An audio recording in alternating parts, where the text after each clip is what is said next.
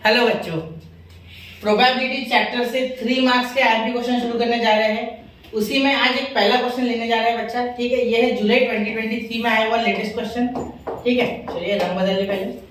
ठीक है, तो ये जो क्वेश्चन है 3 मार्क्स के लिए आया था। देखो, इसमें आपको प्रोबेबिलिटी डिस्ट्रीब्यूशन टेबल दिया गया है। ठीक है, इसमें आपको एक्स की रैंडम वैल्यूज दी गई है 0, 1, 2, 3, 4। ठीक है, उसके बाद आपको यहाँ उनकी प्रोबेबिलिटीज दी गई है 0.1 k एंड ऑल। ठीक है, फिर देखते हैं आगे सॉल्व करेंगे। और अगर ये प्रोबेबिलिटी डिस्ट्रीब्यूशन टेबल है, मतलब इन सब की एडिशन 1 आएगी, क्योंकि ये प्रोबेबिलिटी मास फंक्शन होगा 100%।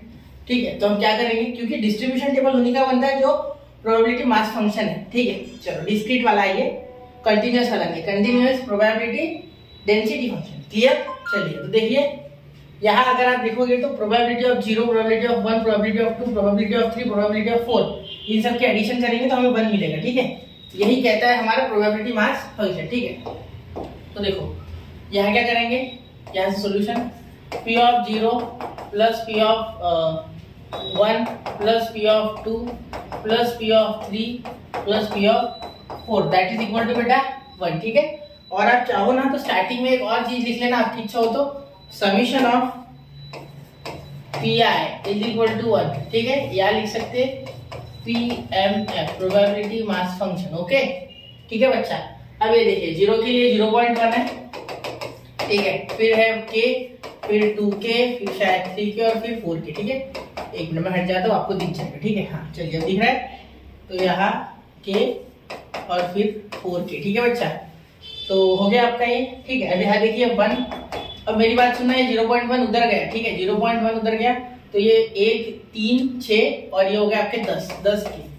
ठीक है, ये 10 हो गया। ठीक है, ये उधर जाके माइनस हो गया 1 में से, तो 0.9 आएगा। देखो 1 माइनस 0.1 तो 0.9 आता है। ठीक है, 0.1 हट गया तो k इज इक्वल टू 0.9/10, यानी आपका आंसर आ गया k इज इक्वल टू, देखो अगर ऊपर नीचे आप मल्टीप्लाई कर दो बाय 10 तो भी चलेगा, या इसे ऐसे भी लिख सकते 0.009, ये भी ओके। ठीक है, क्योंकि देखो एक पॉइंट ऑलरेडी है, फिर ये नीचे के कारण और एक पॉइंट लगेगा डेसिमल के बाद, तो डेसिमल के बाद 1 मिनट 0.009 नहीं 0.09। ठीक है, 0.09, क्योंकि एक नंबर डेसिमल के बाद है, इस 0 के कारण और एक डेसिमल पीछे चले जाएगा, तो पॉइंट के बाद 2 नंबर आने चाहिए। ठीक है, चलिए अब फर्स्ट के तो निकल गया। ठीक है, पहला तो सॉल्व हो गया। अब सेकेंड क्या है, प्रोबेबिलिटी ऑफ एक्स।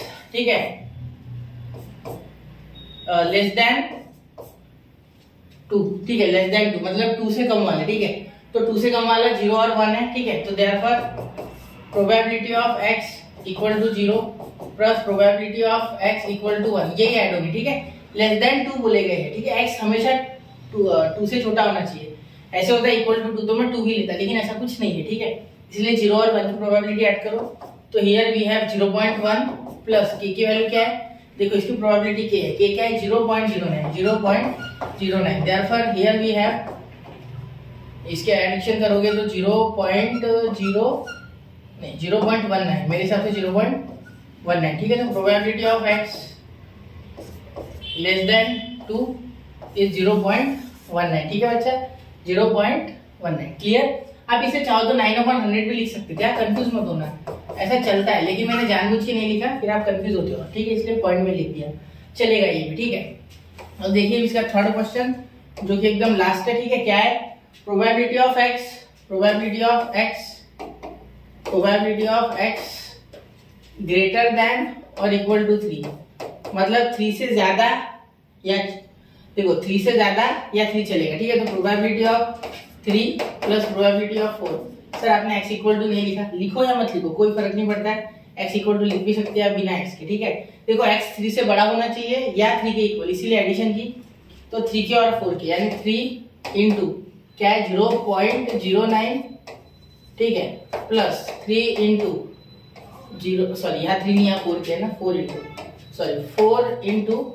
0.09। ठीक है, चलिए तो probability of x is greater than और इक्वल टू 3 कितनी होगी आपकी, ये सिंपल है। यहाँ से देखो क्या हो जाएगा, 3 इंटू 0.09 तो ये 27, तो यहाँ आएगा 0.27।